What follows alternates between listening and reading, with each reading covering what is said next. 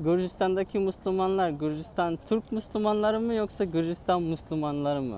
Gürcistan'da bir Müslüman olmak nasıl bir şey, nasıl bir his? Senin öyle bir sözün var, genellikle Hristiyanlık her zaman Gürcü kimliğiyle eş tutulur. Bu yüzden onlara göre ne kadar çok Müslüman varsa Gürcü kimliğini kaybetme riski o kadar fazladır. Evet, Senin doğru. bir sözün var, öyle bir Doğru. sözün var.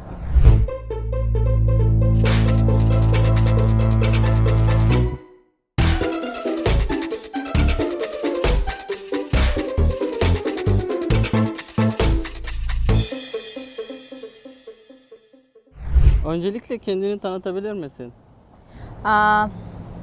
Ben Huriye Başçı, psikoloğum, klinik psikoloğum. Ayrıca sivil toplum örgütlerinde çalışıyorum. Onun dışında da sağlık turizmle ilgili bir şirkette çalışıyorum. Bu kadar. Okul nerede okudun?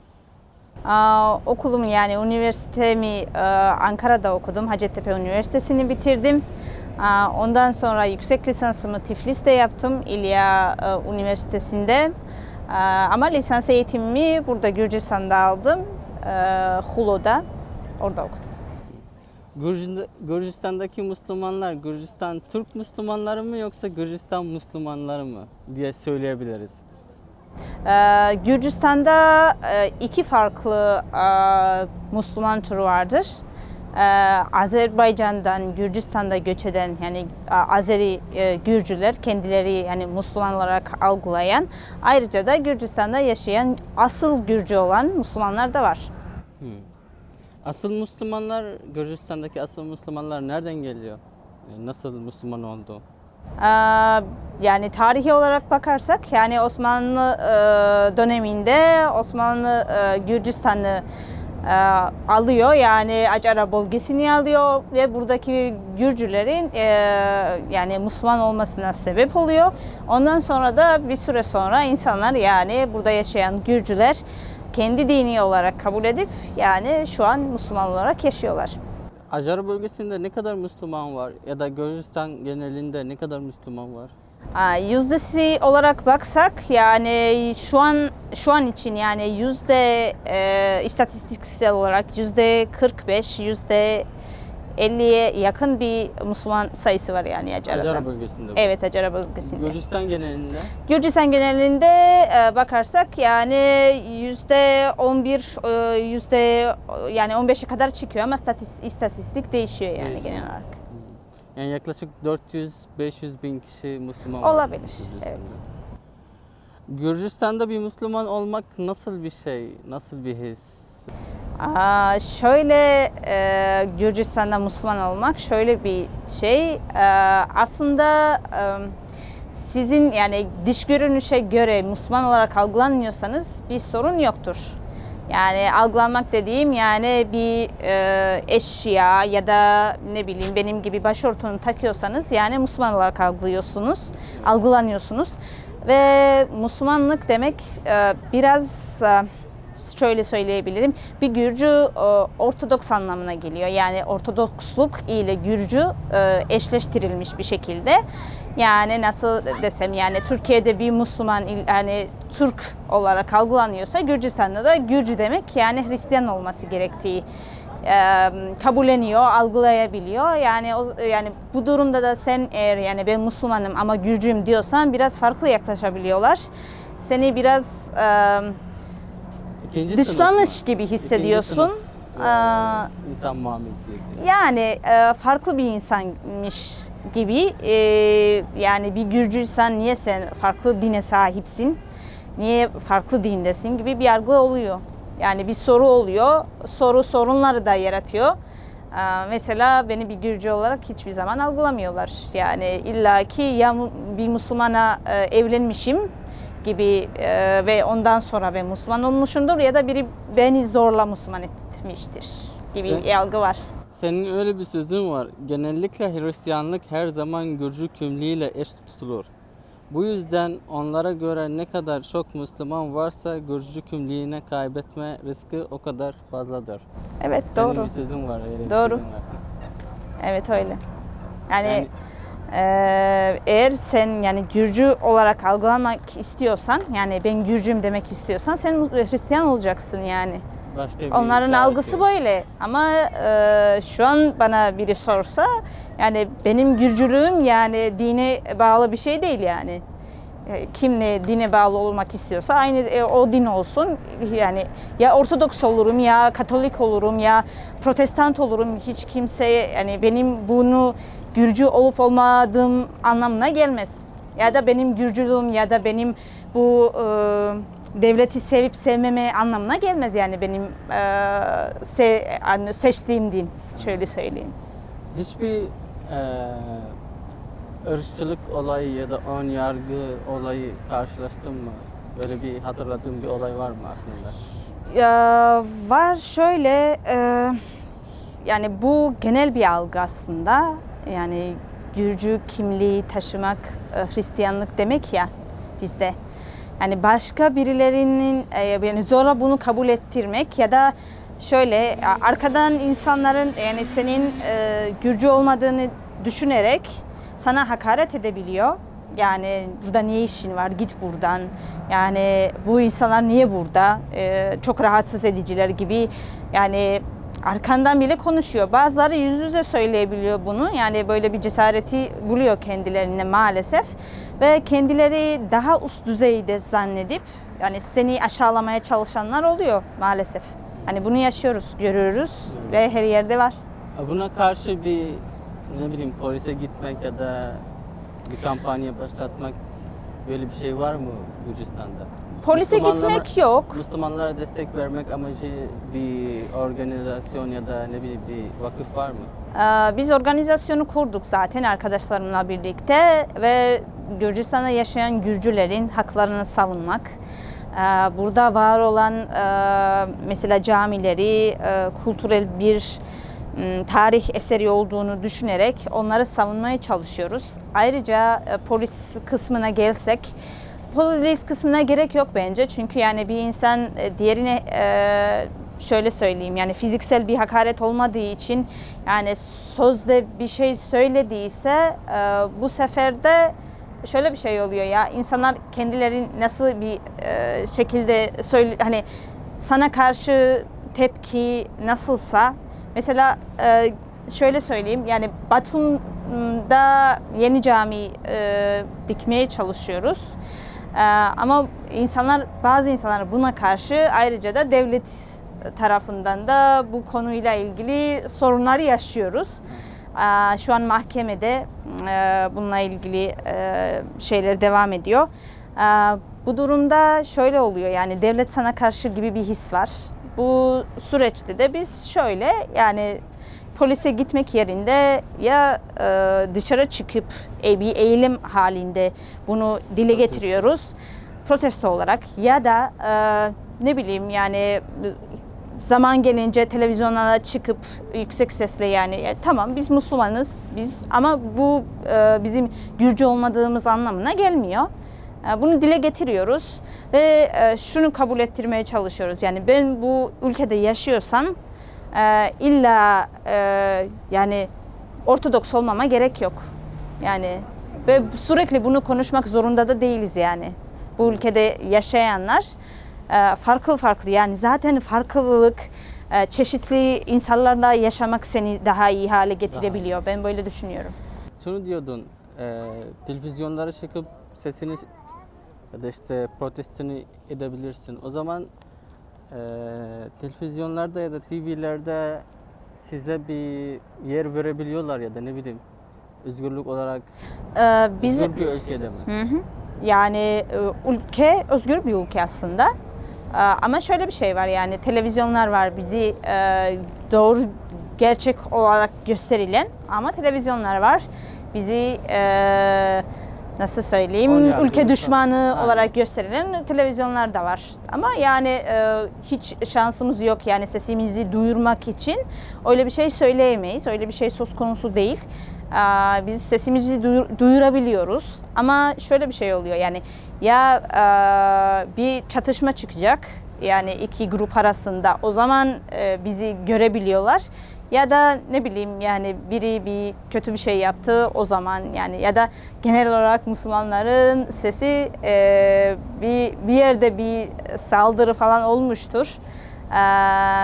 Mesela bir süre önce İran'a giden, Suriye'ye giden pardon İran'a değil Suriye'ye giden gençler vardı. Bu terörist, evet IŞİD şeylerine katılan ve yani işte o zaman konu şuraya geldi. Yani işte Müslüman terörist demek diye. O zaman çok fazla yer verilmişti yani Gürcistan'da yaşayan Müslümanlara. İşte kendileri ifade edebilmeleri için yani biz böyle insanlar değiliz gerçekten falan gibisinde böyle konuşmalar olmuştu. Anladım. Hristiyanlık bir ülkede dini yaşamın dezavantajları ve avantajları nelerdir? Ya avantajı dezavantajı olarak ne kadar ayrılabiliyor bilmiyorum ama şöyle bir şey var. Yani bizim ülkede sürekli şey diyorlar. Tamam siz kendi dini ile ilgili yani işlevlerini yani mesela namaz kılmak mı, oruç tutmak mı kendi evinizde yapabilirsiniz ama dışarı göstermeyin yani yani bu kadar gösterişli olmasın bu. Mesela cami konusunu söylesek yani bizim orta cami var Batum'da ve her cuma günü insanlar yani çok kalabalık olduğu için ve yer olmadığı için dışarıda namaz kılmak zorunda kalıyorlar ve asfalta falan yani dışarıda namaz kılıyorlar. Onun için biz ikinci de cami istedik. Yani onu dikelim ki insanlar rahat etsin diye. Ama insanların tepkisi şu oldu. Yani niye orada herkes oraya gidip namaz kılmak zorunda ki? Yani git evinde ne yapıyorsan yap orada kıl namazını diye böyle çıkanlar da vardı. Onun için yani tamam namaz kılabiliyoruz, camilere gidebiliyoruz, orucumuzu tutabiliyoruz. Yani dini olarak yani bize baskı yapan yani şöyle direkt gelip de sen bunu yapamazsın diyen yok. Yani buna özgürlük dersek tamam. Ama ben yaptığım yani bir ekstra bir şey istediğimde o zaman şöyle bir tepki oluyor. Tamam istediğin yerde yani neredeysen yani evin neresiyse orada yap ama dışarıda yansıtma bunu. Yani gözünüze sokmayın yani bu sizin dininizi diye böyle bir tepki oluyor. Şimdi bu soru Hristiyanlık bir ülkede hayatını yaşamak gerçekten çok zor. Hatta Müslüman olmak Hristiyanlık bir ülkede yaşamını devam ettirmek zordur. Bu güç kaynağı nereden bulabiliyorsun? Nereden şarj olabiliyorsun tekrar bunu yaşamak için? Hiç aklına geldi mi? Çünkü burada çok gördüm. Ya bana ne artık Müslüman mı? Hristiyan dönüyor ya da işte Katolik'e dönüyor ya da ne bileyim Ortodoks'a görüyor. Çok kişi burada denk geldim. Yani Gürcistan Müslümanı ama diyor artık ben hiç bunlara inanmıyorum. Bana ne diyor. Şöyle bir yerden ben güç bulabiliyorum. Yani ben buna inanıyorum yani birileri yani bir şekilde hakaret edebiliyorsa sana ve Hristiyansa ya da Hristiyan olmasına gerek yok. Hani şöyle düşünüyorum, her insan aynı şekilde düşünmüyordur ve her Hristiyan aynı değildir. Ve ben buna karşılıyorum yani çünkü benim Hristiyan arkadaşlarım da var ve onların tepkisi öyle değil. Bu işte bana güç veriyor ki yani eğer ben çalışırsam ve insanlara anlatırsam kendimi ve yani ben Müslümansam ve sana zarar vermiyorsam aynı şekilde yani o Hristiyan arkadaşlarıma da kendimi ifade edebiliyorsam bir süre sonra inanıyorum ki yani bana karşı olan insanlar da tepkileri, tavırları değişir.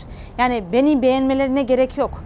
Ama algısı değişsin, önemli olan bu. Onun için yani benim etrafta olan insanlar yani Müslüman olsun, Hristiyan olsun, farklı dine sahip olan insanlar olsun, o insanların yani iyi insanların varlığı bana güç veriyor. Ve ki yani böyle dışarı çıkabiliyorum, böyle rahat bir şekilde işime gidiyorum, yapmak istediğim şeyleri yapabiliyorum. Bu insanlar benim kaynağım yani bana güç veren insanlar. Onun için yani bana yani ben şimdi buradan yürüsem ve karşı bir insan benim yanıma geçip yani küfür etse bile bana yani bu mutsuz etmiyor beni. Tam tersi bana bir güç veriyor ki ben bu insanlara bir dahakine belki de bir daha görüşmem ama bir yerde beni görür ve bunu mesela belki bunu duyabilir ve der ki yani tamam yani ben bu insanın böyle algılamışım ama yanlış yapmışım. Yani dedirtebilirsem çok güzel yani. Çok güzel. Şimdi bir şey soracağım. Belki babandan ya da yani dedenden duymuş olabilirsin. Sovyet Birliği'nin içerisinde o zamanlarda işte 1991 ve öncesi Müslüman olmak nasıl bir şeydi? Nasıl bir histi? Nasıl yaşıyorlardı? Sovyet döneminde çok kapalı bir şekilde dini yaşıyordu buradaki insanlar. Ki bu Müslümanlara özel bir şey değildi. Yani tüm Gürcistan'da Hristiyanlar da saklı bir şekilde yani hiç kimse açık bir şekilde kiliseye gidemezdi. Aynı şekilde de yani bizimkiler de ne açık bir şekilde oruç tutabiliyordu. Hatta cenaze namazı kılmak bile çok zordu. Ayrıca namaz kılmak da çok zordu. Dedem mesela sakal kullanıyordu hani dini anlamda ve onu kesmeye çalıştılar ama kesemediler. Yani böyle bir durum oldu. Çok karşıydılar zaten dine. Bizim camilerin çoğu mesela depo olarak kullanıyorlardı ve orada yani tarlada kullanılacak eşyalarla doluydu. Yani bu şekilde kullanılıyordu bizim camiler. Kiliseler de aynı şekildeydi. Onun için yani sadece bu Sovyet döneminin Müslümanlara özel bir karşılık yoktu. Yani genel olarak yani dinsiz olarak algıladıkları için yani. Ama yani ondan sonra yani yaklaşık dediğimiz 50 sene falan 50 sene içerisinde insan dinini unutmaz mı? Nasıl bunu başardılar?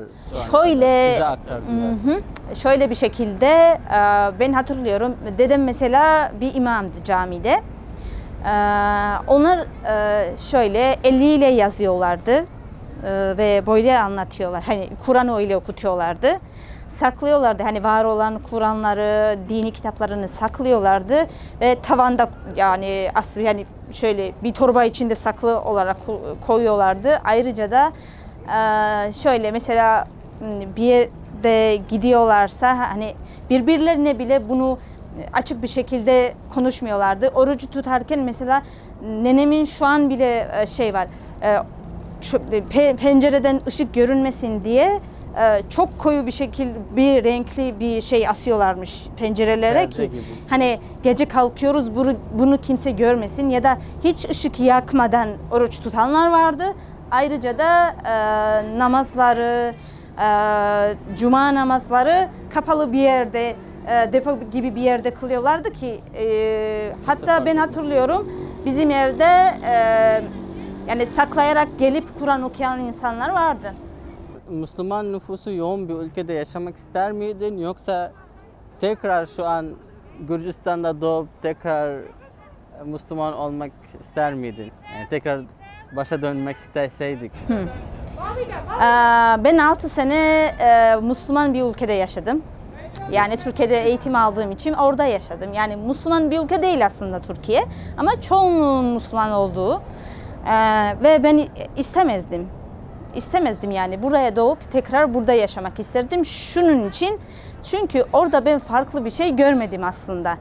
Yani orada da ben Müslümanım diye bağıran ve farklı dine sahip olan insanlara bağıran insanları gördüm. Ve aradaki büyük fark ben görmedim mesela. Onun için yani benim için pek de yani ben orada da rahatsız oldum bu durumdan. Yani ben bir Müslüman olarak o ülkede yaşamak istemedim. Çünkü sen yani kendi dinini kullanarak birini aşağılıyorsan o din değildir. Sen o dini kullanıyorsun. Aynı şekilde de Gürcistan'da da var. Onun için yani ne bileyim İran'da da yaşamak istemezdim. Çünkü orada şu an ben özgür bir şekilde eşarbımı kullanıyorsam orada kullanamazdım ve biri zora bunu yaptıracaktı bana. Oradan da kaçmak isterdim mesela. Hani Suudi Arabistan desek orada da yaşamak istemezdim. Çünkü orada benim şu an var olan özgürlüğüm olmayacaktı. Anladım. Onun için yani burada sorunlarımız var. Evet bu doğru. Ama başka bir yerde doğup büyüseydim bu onlar olmazdı demek anlamına gelmiyor. Onun için yani başka bir yer tercih etmezdim. Anladım. Bir şey eklemek istiyor musun? Yok, bir şey eklemek istemiyorum. Umarım yani Türkiye'yi özledin mi? Türkiye'yi özleme fırsatım olmadı çünkü ara sıra gidip geliyorum. Çok Ayrıca da sürekli işle alakalı sürekli bir Ha, görüşme evet, olduğu tabii. için özlemiyorum ama İstanbul'u özlüyorum ya, bunu söyleyeceğim. Çok güzel. Herkes özlüyor zaten İstanbul'u. Evet. Aa, aklıma bir soru geldi. TEKA gibi, Kızılay gibi dernekler burada faaliyet gösteriyor mu? Evet, var. Destek veriyor mu Müslümanlara buradaki Müslüman? Evet evet, yani o dernekler zaten herkese ihtiyaç duyan herkese verilmesi bir durum olduğu için yani insanlara ayrımcılığı yapılmıyor o konuda. Yok. Çok teşekkür ederiz. Rica ederim. Ben Katıldığın teşekkür ederim. için. Çok sağ olun.